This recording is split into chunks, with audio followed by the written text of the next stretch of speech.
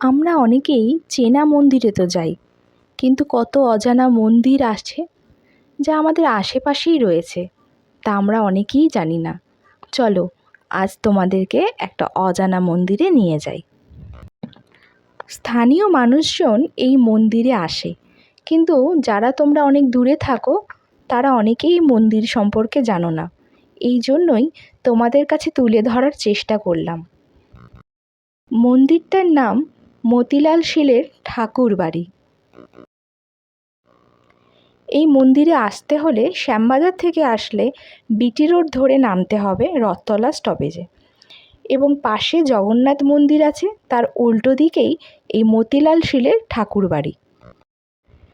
আর তোমরা যদি কেউ বেলঘরিয়া স্টেশন হয়ে আসো তাহলে বেলঘরিয়া স্টেশন থেকে অটো পেয়ে যাবে রথতলা অবধি, এবং রথতলায় এসে যে কোনো মানুষকে বললেই সে দেখিয়ে দেবে এই মতিলাল শীলের ঠাকুর বাড়ি।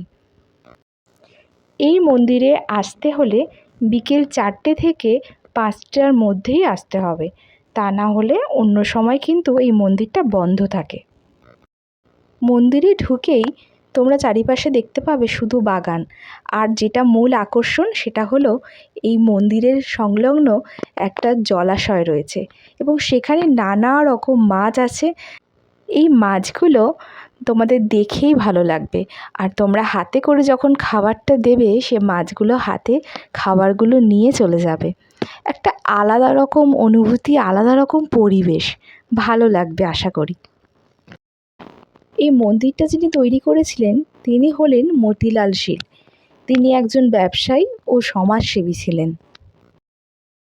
এই মন্দিরের পরিবেশটাই একদম অন্যরকম, যেমন গাছে ফুল তেমনি গাছে ফল, সব কিছু মিলিয়েই একটা সুন্দর পরিবেশ।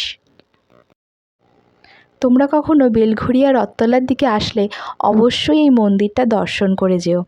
আশা করছি তোমাদের বেশ ভালোই লাগবে। এই ভিডিওটা তোমাদের কেমন লাগলো অবশ্যই কমেন্ট করে জানিও। দেখা হচ্ছে নতুন কোনো ভিডিওতে। চলো বাই।